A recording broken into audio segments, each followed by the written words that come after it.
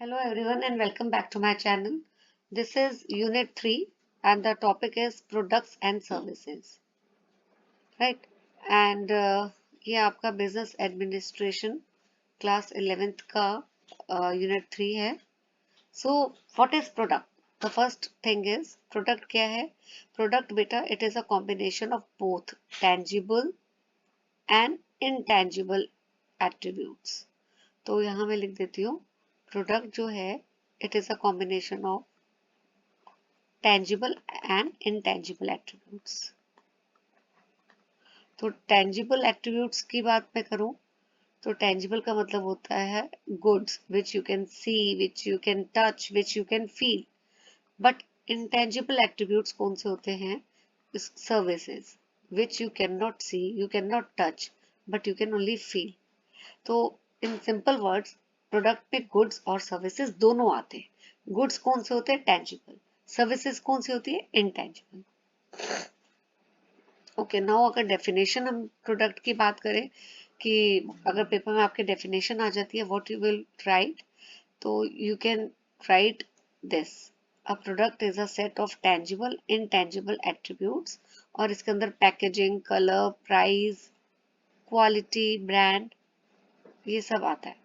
तो ये वाली डेफिनेशन भी आप कर सकते हैं. You can also go for other definition, right. ये वाली डेफिनेशन भी आप कर सकते हैं बेटा. A product is anything that can be offer to the market for attention, acquisition, use और consumption that may satisfy a want और नीड.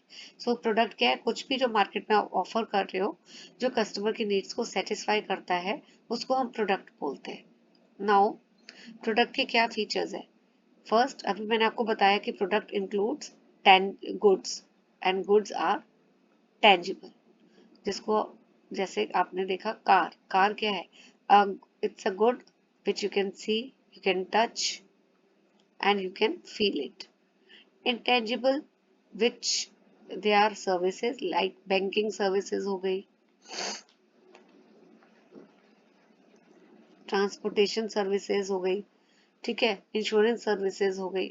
तो ये सारे सर्विसेज के एग्जाम्पल है. And what is intangible? Intangible attribute means a thing which you cannot see, you cannot touch, but you can only feel. Then comes associated attributes. Associated attributes का मतलब होता है कि प्रोडक्ट के फीचर्स बहुत सारे होते हैं, ठीक है, जो कॉम्पिटिटर के प्रोडक्ट से आपका प्रोडक्ट जो है वो कैसे डिफरेंट होगा. आपका प्रोडक्ट कॉम्पिटिटर के प्रोडक्ट से जो डिफर करता है वो किन चीज़ों में करता है? Because of colour. आपका प्रोडक्ट का कलर अच्छा है, पैकेजिंग अच्छी है, brand name is good. So associated attributes क्या होते हैं? ज़्यादातर कलर्स, पैकेज, ब्रांड नेम, इनको हम एसोसिएटेड एट्रीब्यूट्स बोलते हैं. वो फीचर्स जो आपके प्रोडक्ट को डिफ्रेंशिएट करता है from that of the competitor. Next है एक्सचेंज वैल्यू.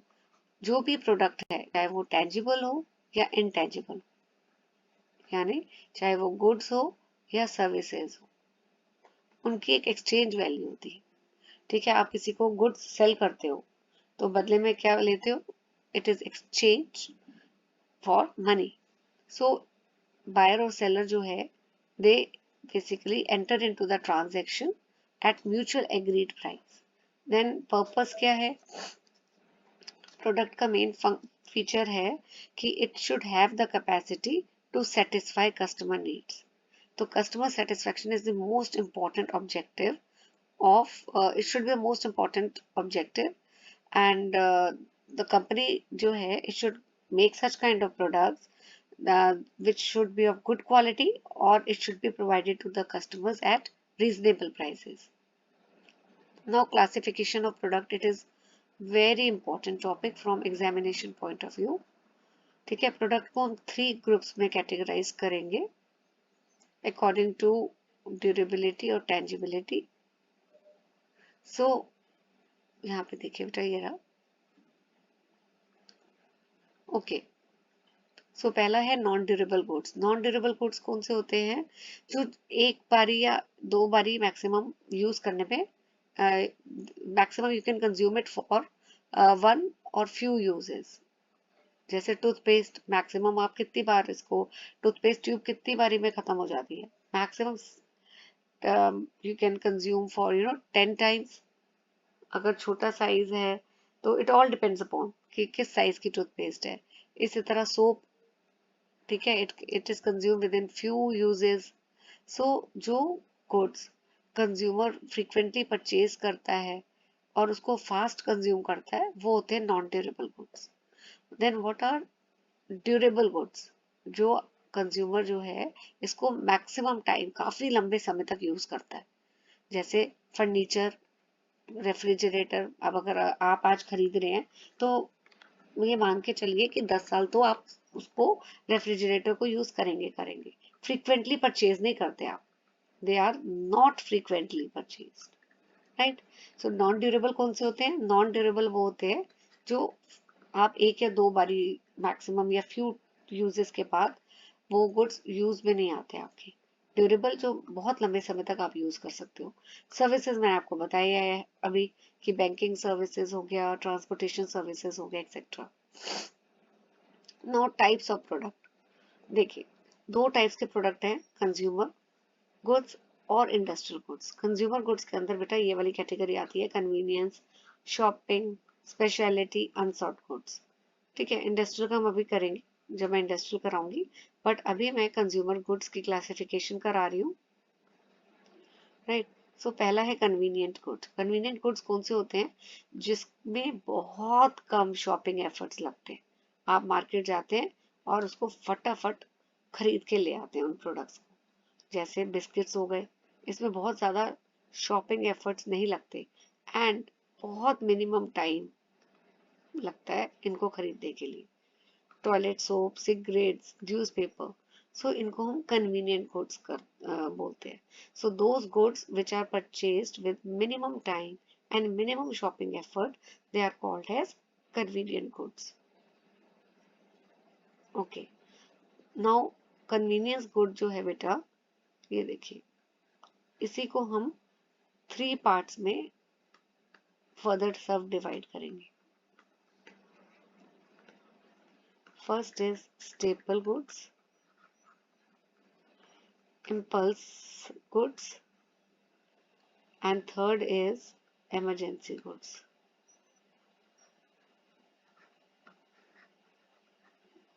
ठीक है, सो स्टेपल प्रोडक्ट्स कौन से होते हैं? जो रूटीन में आप लोग खरीदते हो रेगुलर बेसिस में, जैसे ब्रेड, बटर, एक्सेट्रा। तो ये सारे आपके हो गए, एग्जाम्पल में लिख देती हूँ, इनको हम स्टेपल प्रोडक्ट्स बोलते हैं। ब्रेड, बटर, एक्सेट्रा, जो रोज खरीदते हो आप रेगुलर बेसिस में। अब इम्पल्स प्रोडक्ट्स कौन से होते हैं? इम्पल्स प्रोडक्ट्स होते हैं that are purchased without any planning. आप जब मार्केट जाते हैं तो आप ये नहीं सोच के जाते कि आप ये प्रोडक्ट खरीदोगे, बट जैसे ही आपकी नजर पड़ी, you purchase that product, that is called as impulse product. That is वो प्रोडक्ट जो बिना प्लानिंग के खरीदे जाते हैं, राइट। जैसे एग्जाम्पल देखिए कितना अच्छा दिया हुआ है कि एक आइसक्रीम सेलर है जो बेल को रिंग करता है। If the children do not buy the ice cream as the seller is cited, the need goes away and the purchase will be later. तो मैं एक एग्जांपल और इसमें दे सकती हूँ कि अगर जैसे अगर आप मार्केट गए और आपने एक चिप्स का पैकेट देखा, ठीक है, हैंग किया हुआ, आप लेने तो गए थे ब्रेड, बट चिप्स देखे, आपने सोचा नहीं था, आप सिर्फ ब्रेड सोचा था कि लेंगे, लेकिन आपने बिना प्लानिंग के चिप्स का पैकेट ले लिया, that is impulse products. Then emergency products कौन से होते हैं? जो इमरजेंसी में खरीदे जाते हैं जब उनकी नीड बहुत ज्यादा होती है, राइट। जैसे अगर आप किसी हिल स्टेशन में गए और वहां पे आपने बैग खोला और देखा टूथपेस्ट नहीं है, तो दैट इज, अगर आप टूथपेस्ट खरीदने जाते हैं तो दैट इज इमरजेंसी प्रोडक्ट। जो इमरजेंसी मतलब कि इमरजेंसी मतलब ये नहीं कि एक्सीडेंट को ही हम इमरजेंसी बोलेंगे, नो। जब बहुत ज्यादा नीड हो, अब बिना टूथपेस्ट के तो आप नहीं सर्वाइव कर सकते 3-4 दिन, तो आपने इमरजेंसी में वो खरीदा, उनको बोलते हैं emergency products. Now second category after convenient is shopping products. Shopping products कौन से होते हैं? जिसमें as compare to the convenience goods थोड़ा सा आप उसमें टाइम और शॉपिंग एफर्ट्स रिक्वायर्ड होते हैं। कन्वीनियंस गुड में तो बहुत कम टाइम, बहुत कम शॉपिंग एफर्ट्स लगते हैं, लेकिन shopping goods require time and shopping efforts.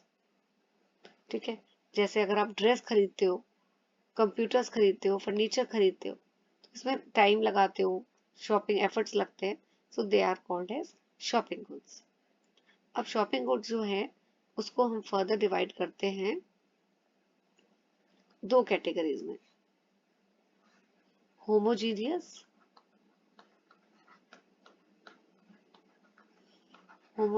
goods and heterogeneous goods. What are homogeneous goods and what are heterogeneous? Okay, let's move to the further topic. ये देखिए,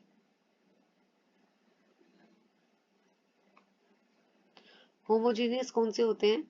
ये वो प्रोडक्ट्स है जो कंज्यूमर को हर शॉप में ऑलमोस्ट सेम मिल जाते हैं and they want to purchase these kind of goods at lowest price. ठीक है, उनको पता है कि ये ऑलमोस्ट सारे टीवीज है, जैसे टीवी का एग्जांपल ले रही हूँ, अगर सारे सेम टाइप के टीवी है, सिमिलर है, तो they are called as homogeneous shopping products. It is not showing, it is shopping. So these are the products that the consumer see as basically the same. Heterogeneous का मतलब होता है different. तो यहाँ पे जो कंज्यूमर्स प्रोडक्ट को देखते हैं, वो देखते हैं कि एक प्रोडक्ट दूसरे प्रोडक्ट से डिफरेंट है, फीचर्स अलग होंगे, ठीक है, क्वालिटी अलग होगी, etcetera. So those are heterogeneous shopping product. Now come speciality goods. ये वो गुड्स हैं जिसमें मैक्सिमम टाइम और मैक्सिमम शॉपिंग एफर्ट्स लगते हैं बेटा, जैसे रोलेक्स की वॉचेस। ठीक है, सो बहुत एक्सपेंसिव होती है, दे आर स्पेशलिटी गुड्स। अगर डायमंड ज्वेलरी खरीदनी है, वो भी स्पेशलिटी गुड्स के अंदर आती है। ओके, नाउ फोर्थ कैटेगरी, अभी हमने कौन कौन से की है? कंज्यूमर गुड्स में सबसे पहले आता था convenient goods, then shopping goods, third is speciality goods, fourth is unsought goods. ये कौन से गुड्स होते हैं? ये वो गुड्स हैं जिनको कंज्यूमर के बारे में नॉलेज नहीं है कि ऐसे प्रोडक्ट्स मार्केट में अवेलेबल है, या फिर अगर नॉलेज है तो वो उसको खरीदना ही नहीं चाहते, राइट? तो आपने देखा होगा, इसको भी हम फर्दर दो पार्ट्स में डिवाइड करते हैं, अनसॉर्ट को, न्यू अनसॉर्ट एंड रेगुलर अनसॉर्ट। यहाँ देखिए लिखा हुआ है न्यू अनसॉर्ट एंड रेगुलरली अनसॉर्ट प्रोडक्ट्स।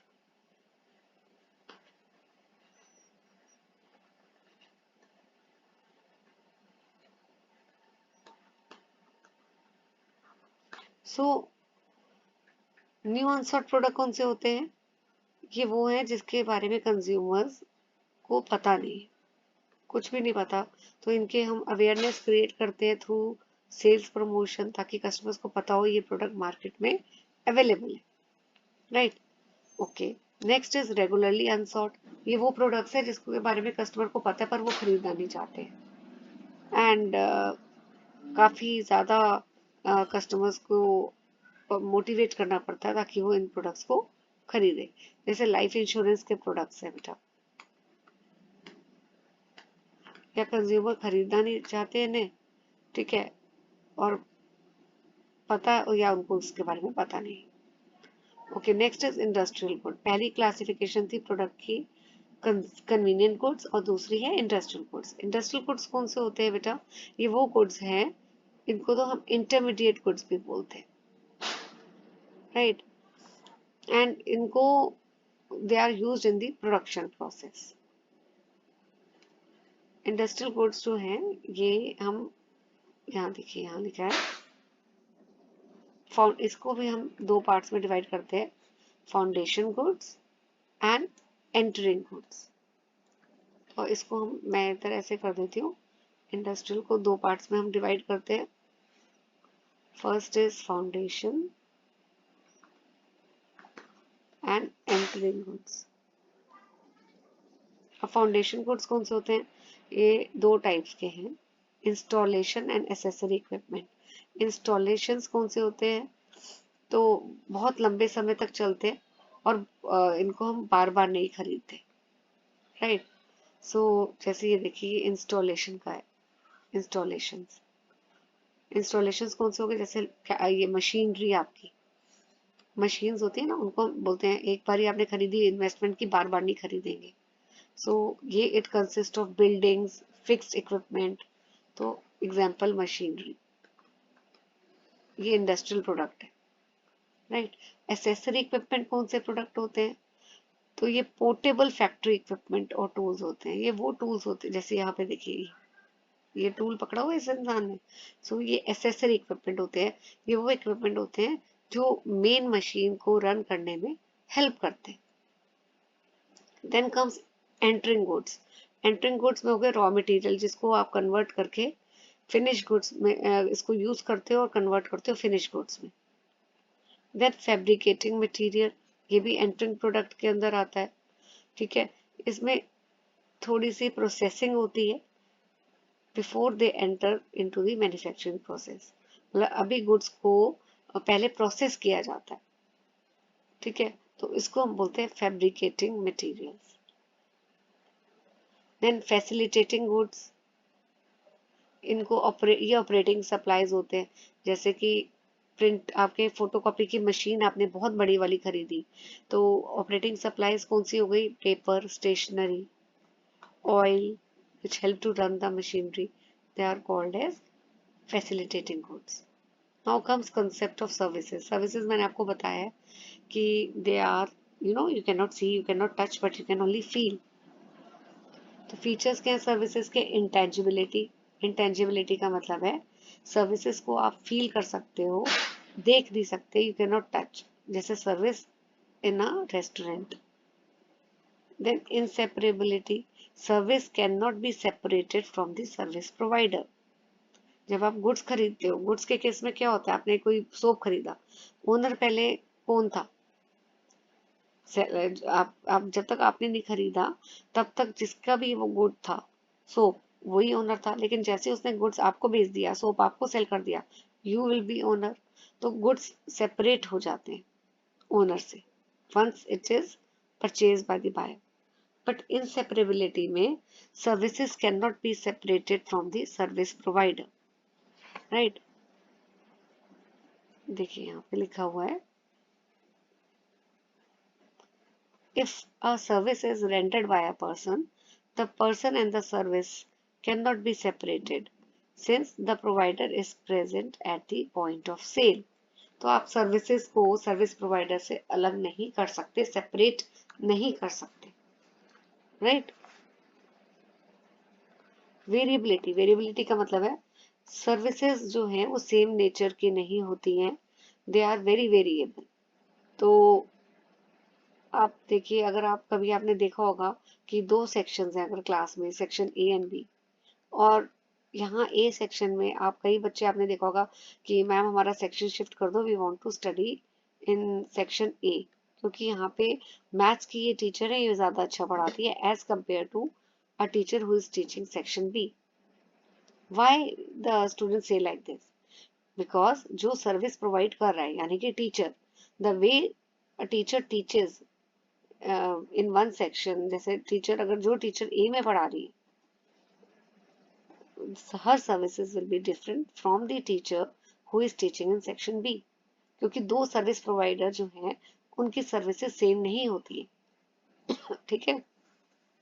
तो इसलिए हम बोलते हैं services are variable, they are not same. Variable का मतलब है सर्विसेज आर नॉट सेम। जिस तरह ए सेक्शन में जो टीचर पढ़ा रही है उनकी टीचिंग स्टाइल डिफरेंट होगी as compare to the teacher who is teaching in section B. Then perishability, इसका मतलब है आप सर्विसेज को स्टोर नहीं कर सकते हो, राइट। अगर आपने एरोप्लेन की टिकट बुक कराई और अगर आप नहीं जा पाए तो आप अगले दिन जाके नहीं बोल सकते कि मेरी कल की टिकट मिस हो गई थी, मैं नहीं बोर्ड कर पाया प्लेन, तो आज मैं जाऊंगा। No, once It has gone, it has gone. It is not stored.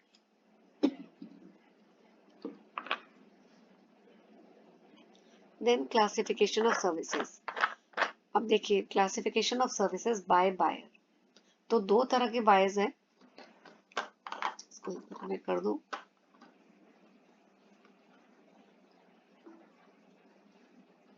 Yes. So there are two types of buyers.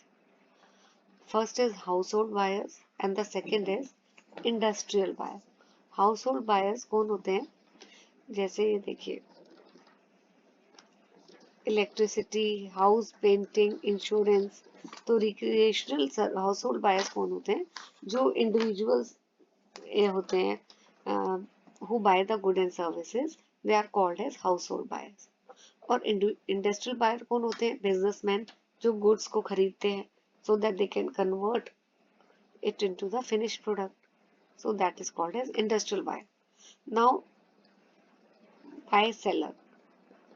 तो यहाँ पे तीन तरह से क्लासिफिकेशन की गई है. So service organization owned by private individuals who share the profit or losses. तो वो service organization which is owned by the private people, और ये जो प्राइवेट पीपल हैं ये पहले से ही डिसाइड करते हैं कि हम प्रॉफिट और लॉसेस को कैसे शेयर करेंगे, किस रेशो में करेंगे.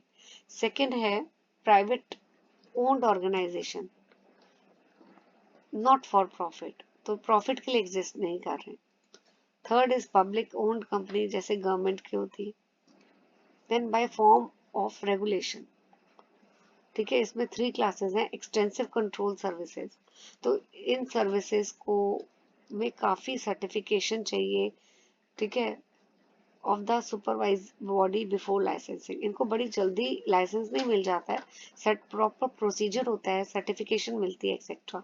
जैसे आप इंडिया में अगर अभी हम देखेंगे, हमारा जो सेंट्रल बैंक है, right, it is the regulatory authority RBI. जितने भी बाकी बैंक्स हैं, ठीक है, उनको कौन रेगुलेट करता है, कौन कंट्रोल करता है? Central bank of India which is reserve bank of India, right. तो उनको कोई भी अगर सर्विसेज प्रोवाइड करनी है या नई फैसिलिटी स्टार्ट करनी है तो उनको पहले सेंट्रल बैंक का अप्रूवल चाहिए. Then near extensive control services, तो जो सर्विसेज आती है जैसे थिएटर सर्विसेज, ट्रैवल एजेंसीज जो सर्विसेज प्रोवाइड करते हैं, जो होटल इंडस्ट्रीज सर्विसेज प्रोवाइड करती है, तो that comes under the category of near extensive control services. क्योंकि इनकी जो रिक्वायरमेंट है वो उतनी टफ नहीं होती as compare to this one, extensive control.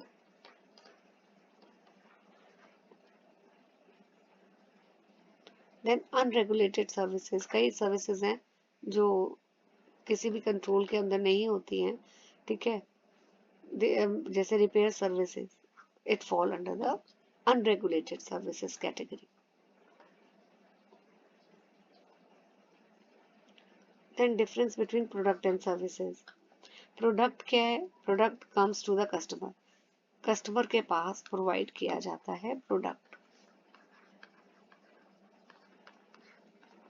लेकिन सर्विसेज के केस में क्या है, यहाँ देखिए, सर्विसेज जो है customer need to travel to the services. यहाँ पे कस्टमर जाता है to get the product, sorry to get the, to avail the services. Then second point is quality.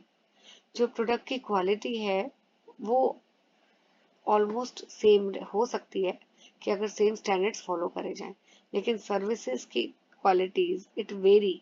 Services are not same, so variability है, it differ from person to person. Product जो है वो tangible है और services intangible है. Scalability, product को हम business को बढ़ा सकते हैं, स्केल अप कर सकते हैं, ज़्यादा गुड्स बनाकर, ज़्यादा डिस्ट्रीब्यूट करके. लेकिन सर्विसेज को स्केल अप करना इतना आसान नहीं है. ठीक है, लोगों को ट्रेन करना पड़ता है और प्रॉपर मोटिवेशन गाइड किया जाता है कि so that they can provide good quality service. Product के केस में ओनर कौन रहता है? Product can be owned and can go into your balance sheet. तो प्रोडक्ट जो है वो आप ओन कर सकते हो, लेकिन services can not B owned. Right. तो ये कुछ पॉइंट्स थे। Now meaning of consumer, consumer कौन होता है? जो गुड्स को कंज्यूम करता है, राइट। अब ये बहुत जरूरी है कि कस्टमर की नीड्स जो हैं, 6 बेसिक बाइंग नीड्स हैं, इनको आइडेंटिफाई करना कि सेफ्टी, परफॉर्मेंस, जो आपने जो कस्टमर गुड्स खरीदेगा वो सेफ हो, अच्छा परफॉर्म करे, उसकी अपीयरेंस अच्छी हो, कंफर्ट दे कस्टमर को, इकोनॉमिकल मतलब बहुत एक्सपेंसिव ना हो, और ड्यूरेबल भी रहे, काफी लंबे समय तक कस्टमर उसको यूज कर सके। ओके, नाउ देखिए, प्रोडक्ट जब भी कस्टमर लेता है तो कुछ एक्सपेक्टेशन होती है, और इट इज़ वेरी इंपॉर्टेंट कि जो सेलर है वो कस्टमर को वो प्रोडक्ट दे जो कस्टमर की एक्सपेक्टेशंस को फुलफिल कर सके। सेकेंड इज सर्विसेज, कस्टमर सिर्फ गुड्स ही नहीं खरीदते, they expect some level of services, कि जो सेल्स रिप्रेजेंटेटिव है कुछ services, after sale services, guarantee etcetera भी प्रोवाइड करे। Price, cost we purchase is becoming important, price बहुत इंपॉर्टेंट रोल प्ले करता है, प्राइस रीजनेबल होगा तो ही कस्टमर खरीदेगा, क्वालिटी अच्छी होगी तो वो कस्टमर खरीदेगा। एक्शन का मतलब क्या है कि customer need action when a problem arises. Suppose अगर प्रोडक्ट अच्छी क्वालिटी का कस्टमर ने खरीदा है पर नहीं अच्छा काम कर रहा, तो ये इशू एड्रेस होना चाहिए कस्टमर का। एप्रिसिएशन, कि customers need to know that we appreciate their business. अगर कोई कस्टमर बार बार इंक्वायर कर रहा है तो उनको ये मैसेज पहुंचना चाहिए कि वो जो भी प्रोडक्ट की इंक्वायरी कर रहे हैं तो business is appreciating their efforts, you should make customer feel valuable, right? So this is all about this chapter. In the next video I will be starting with unit 4. Till then, stay tuned to my channel and please hit the like button and subscribe to this channel. Thank you for watching.